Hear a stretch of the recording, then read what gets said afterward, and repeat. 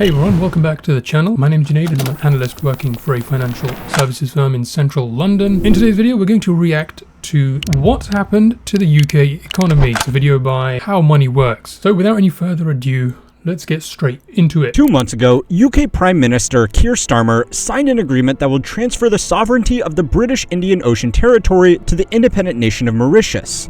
This place is honestly barely worth mentioning. It has 0 inhabitants apart from temporary naval personnel, and its total land area is only 21 square miles at low tide.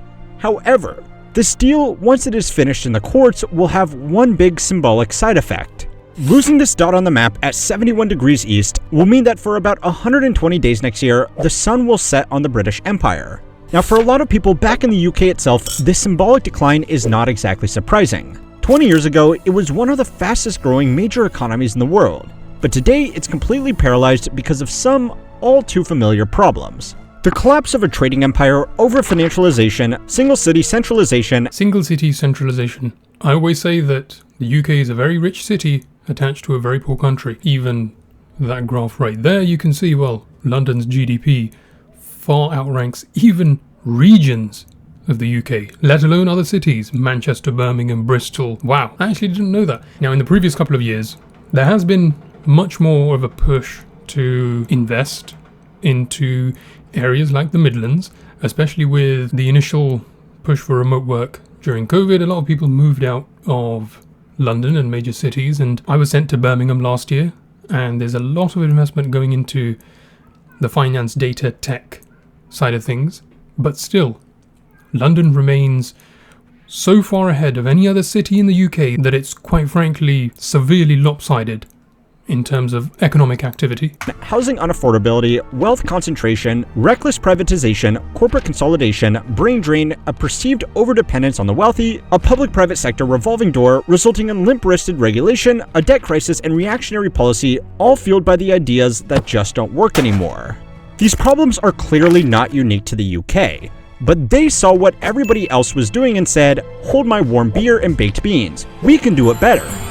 The UK is now the best place to invest, creating 384,000 jobs. In this current job market, it is tough to get a job. Told the British people. Yeah, this current job market is incredibly tough. I apply for jobs just in the background, even for just interview practice, and I got rejected from a job for being too sporty. I kid you not, I wish I was joking, but I got rejected from a finance office job for being too sporty. It really is a buyer's market at the minute, and employers can really pick and choose who they want to hire. It's a tough job market at the moment. British people, she wouldn't change the debt target. While debt's going up and spending's going up. You think a big influx of millionaires to London would push up property prices even further? What is happening now? Terrible economic mismanagement. One of the common issues in the UK is that there are actually a few things that are working really well, which sounds like a good thing, right? The problem is, to keep the few things that are working going, other major sacrifices need to be made, which leaves most people worse off. The City of London and the surrounding metropolitan areas are still doing very well, as long as you don't look too closely. Its GDP per capita is some of the highest anywhere in the world, and the only countries that beat it have far fewer people and normally a generous helping of oil or tax loopholes. London has roughly the same population and the same GDP as all of Switzerland. And when counted separately from the rest of the UK, it's actually growing faster than the Swiss too. This is mainly because London is the second largest financial center in the world, only slightly behind New York. Now, you might think that this doesn't really make much sense. New York has the New York Stock Exchange and the NASDAQ, which are almost as large as every other exchange in the world combined. And obviously, they dwarf the London Stock Exchange. New York is also home to the 2 largest non-government banks in the world, and it has more than twice the population. That was JP Morgan Chase and Bank of America. But London punches above its weight, offering financial services that are really quite symbolic of the country's broader issues. Which is why, to understand the current problems in the UK, you need to understand the basics of London's financial system. The finance industry in London isn't really concerned with trading companies. To do that, they would need successful companies in the first place. In fact, a lot of the largest British companies to go public in recent years have done it in America instead, since the London Stock Exchange was too small to bother with. So where New York has built its financial center around financing the world's most valuable companies, London instead does most of its work providing financial services to the world's richest people. New York may be where institutions go if they need to make a lot of money, but London is where they go if they already have it. Now, some of this is by coincidence. London is conveniently located between America and Asia, which, when combined with the pound's historic dominance, has made it a convenient time zone to use as a foreign exchange hub. Yeah, location is a huge thing. There have been times when I've worked with clients in Southeast Asia in the morning and then the New York office later on in the day. So being in the middle is a major advantage. According to the Bank for International Settlements, about 40% of global foreign exchange volume goes through London, which is more than double the runner-up. London also dominates in wealth management, which is just finance bros speak for shuffling rich people's money around to achieve certain goals and charging a fee on it in the process. Now, they are obviously pretty damn good at this, because financial services are now the country's #1 export. They bring in more money by consulting on how to move money around than they do by selling cars, machinery, oil, and precious metals combined. There's an economic model that covers the consequences of when services dominate a country's economy over manufacturing. And that's what's happening in the UK. The financial services is vastly outstripping any other manufacturing export. I mean, the next closest is cars. Another thing that a reliance on a services economy does is it creates wealth inequality. Now this, granted, happens over an extended period of time, but with more high-end jobs like finance, law, tech, and less low-end jobs, there's fewer middle-income manufacturing skilled workers, and that creates wealth inequality. And then ultimately what's happening in the UK is regional disparity. All the rich people come to London, like the video mentioned, either for work or to stay, and everyone else gets pushed out. And then that also fuels just the growth of London as compared to other cities in the UK. In 2023, the UK brought in the equivalent of $160 billion in revenue just from these services, according to the City of London's own data. So what the fuck are these people actually doing? Well, you might think that the goals that wealthy international clientele have with their money is just to turn it into more money, right? But that's actually only a small part of the story. A Robinhood account could handle that part. The real money is made in alternative investments, tax structuring, legal structuring, and providing a nice safe place to park cash, ill-gotten or otherwise. This is a huge part of why London, especially, has become unaffordable for the people who work there and live there, is because London property has essentially become long-term investments for wealthy individuals. Even those who don't live in the UK, who aren't from the UK, high net worth individuals from America, China, Russia, it makes sense for them to take 10, 15, 20, 50 million pounds and park it in real estate in the UK, mainly London, because of the tax advantages, because of the growth advantages, because of the bottleneck of supply. So demand keeps increasing as more and more people come to the UK, and supply is slowly being squeezed, which causes the prices of those properties to inflate. I was recently walking down a street, fairly affluent, very affluent street in central London, in Hampstead, and one of the houses had sold in 2021 for £26 million. Guess what the price of that house was back in 2012? £1.6 million. In 9 years, the price of that house went from £1.6 million to £26 million. London has been an incredibly popular place for some of the richest people in the world to base themselves because it really is a one-stop shop for anything they... London is very difficult to live in as a person who's living and working here. Very, very difficult to make ends meet. Even if you have a high-flying job in finance, you could be earning £100,000 a year and still be living check to check. It's a very difficult place to flourish. It is now becoming more and more a playground for the rich and wealthy. ...and their money would ever need. World-class law firms to make sure that the family trust is set up properly, ultra-luxury real estate to park a few $100 million, international tax experts to structure holding companies in all the wrong places. London really does it all. And this is one other thing that makes London really popular. A 2017 study by the University of Amsterdam tracked the transfer of money into low-tax and low-regulation jurisdiction to find out where it was all ending up. Now, they did a whole lot of nerdy math and detailed forensic accounting, but I want to play a little game. I want to see if you can recognize a pattern in this research. Some of the top destinations for this money was the British Virgin Islands, Bermuda, the Cayman Islands, and the Marshall Islands. Now, since I can already hear Patrick Boyle furiously typing in my comment section, yes, most of the business done in London is above board. But even these legitimate operations have become dependent on a foundation of questionable cash. Fun fact, there's a building in the Cayman Islands that has over 1,900 companies registered to just one floor.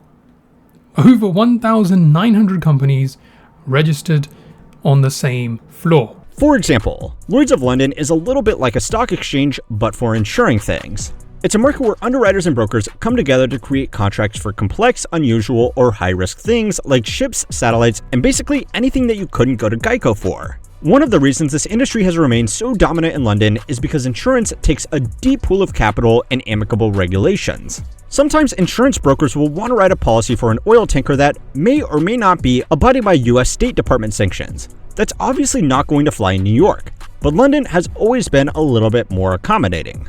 The old team at Micro did a great video recently on exactly how shady that whole industry can be. And the point here is that the shadiest part of a shady industry is conducted in London.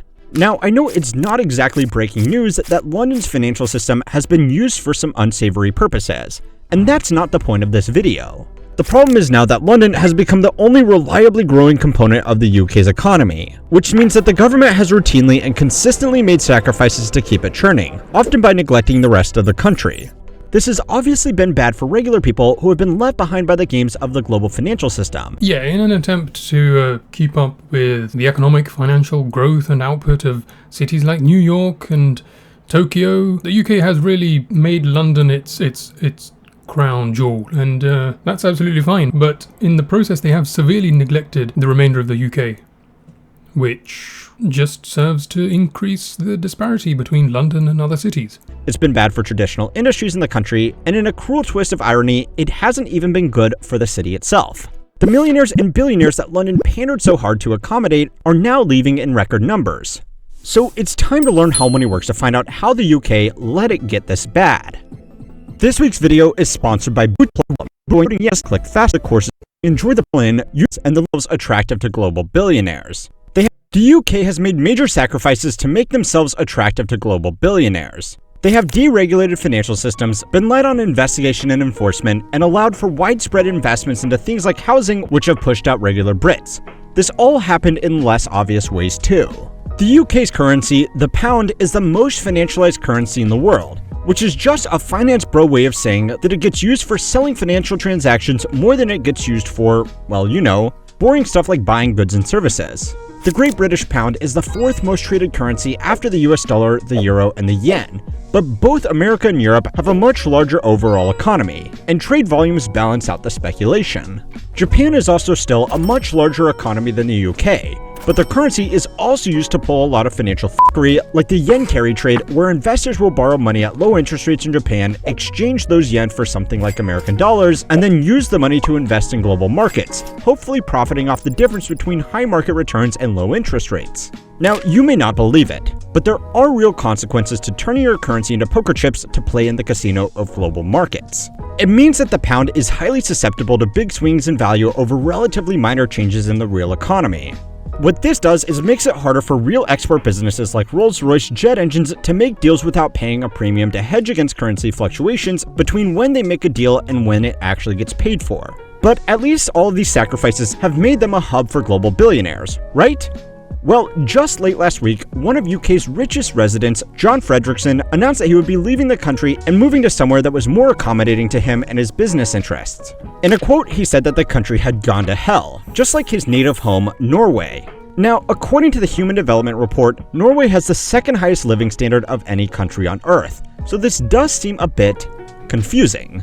Some have speculated that what he actually meant by gone to hell like Norway was that they would dare to levy taxes on him like Norway. The coverage of Mr. Fredrickson's great sea change has mostly been focused on the dozens of service staff that will no longer have a job tending to him and his residence in the UK. It's also been focused on what could be the most expensive home sale in the country's history as he moves out of his Chelsea estate called, and I promise I didn't make this up, the Old Rectory. I'm sorry, Fry, but astronomers renamed Uranus in 2620 to end that stupid joke once and for all. Oh, what's it called now? Urectum. Anyway, this is not an isolated incident. Fredrickson is joining a wave of high net worth individuals moving out of the UK. True. I've had clients who are looking to move arms of operations or looking to move entire companies to more tax efficient countries and places. I was recently consulting on a case where a client wanted to know the ramifications of moving an entire arm of their business to the Middle East. When everyone says tax the rich, it's sort of a catch-22. You could impose taxes on rich people or rich corporations and run the risk of them just leaving. I actually made a video titled Tax the Poor because the rich can escape, and it covers why the system relies so heavily on taxing lower income and middle income individuals as compared to supremely wealthy and high net worth individuals and corporations. It's sort of a catch-22. There's not much you can do. If you disagree and you think something can be done, let me know down in the comments below. In fact, according to a report by Henley & Partners, an international law firm that specializes in dealing with wealthy families, the UK is now losing more wealthy people than China, even though they have 13 times as many people overall. The number one reason for this great exodus is that a lot of these people were not actually from the UK to begin with. They moved there because they were attracted to the services it provided without asking for much in return. But now that the country is trying to get a little bit more serious about raising tax revenues from these same people, they are once again shopping around for a new place to call home. Overwhelmingly, these people are moving to the UAE, thanks to a combination of its low taxes and the same focus on international services. There's an old saying that if someone will cheat with you, they will cheat on you. Now, this isn't how relationships work, but the same idea applies here. For a long time, the UK built up its domestic pool of capital and the financial hub by attracting wealthy people that weren't overly loyal to their home country. Now that those people aren't showing loyalty to them, they are pulling a shocked Pikachu. But the real question is, does it even matter? If these people really weren't paying their fair share of taxes in the first place, what harm is there in them leaving? If anything, they will vacate houses, which could add much needed supply to the real estate market, right? Wrong. For starters, the houses they are selling are not exactly ready to be picked up by promising first-time homebuyers. High-end real estate in central London has taken a hit, with more listings and lower demand.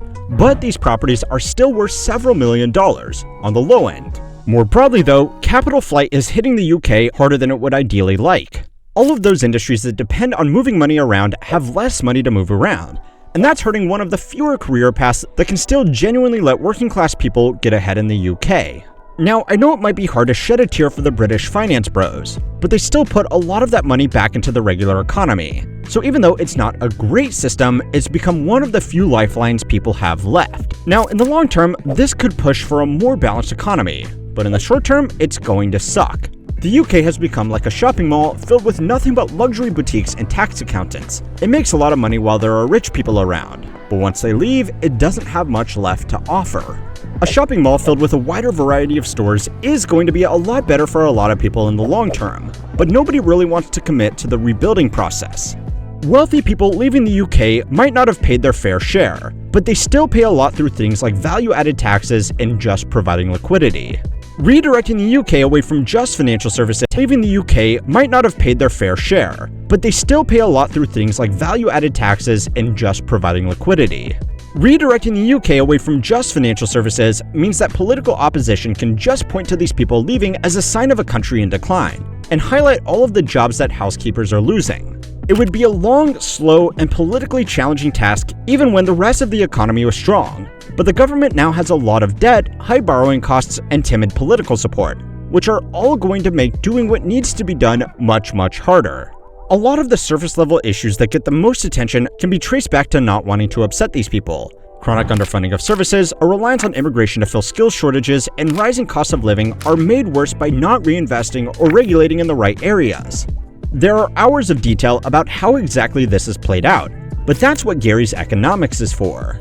The point is, if you don't want to end up like the UK, just remember, trying to be the lowest bidder for the global elite and their money is quite literally a race to the bottom. If you are from the UK, don't worry. It could be worse. you could be from California. Great video, covered a lot of the issues that the UK is currently undergoing. Capital flight of wealthy individuals, the reliance on London as the primary push, with regular people being pretty damn quickly priced out of London, and the consequences of pandering to high net worth individuals in the beginning to such degree that has largely unintended consequences. Great video. That's all for this video. If this video is useful or entertaining, be sure to leave a like and subscribe. Let me know down in the comments, what else would you like me to react to? Alternatively, follow me on Instagram and send me some videos you want me to react to there. If you have any questions, leave them down in the comments below. I'll be sure to try and answer them. Thanks for watching, and I will see you guys in the next one.